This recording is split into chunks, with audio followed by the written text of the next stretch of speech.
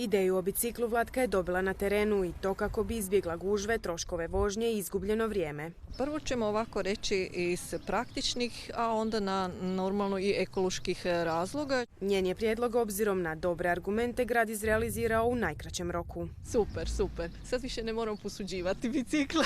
Želimo živjeti u suglasju sa okolišem i upravo na taj način smo nabavili električne bicikle i evo plan nam je da gotovo cijela gradska uprava i sve gradske ustanove budu imali svoje bicikle. Vlatkin su prijedlog izvrsno prihvatili i njeni radni kolege. Omogućit će nam znači brže obavljanje tih poslova po gradu terenskih, dolazak od točke A do točke B. A mnogo će uštedjeti kupnjom 7 bicikala, što je ovogodišnji cilj. Grad će na lokalnoj vožnji uštedjeti oko 100.000 kuna. Vožnji djelatnici ne pronalaze ni jednu manu. Skraćuje mi put, ne treba se gužvati baš s automobilima.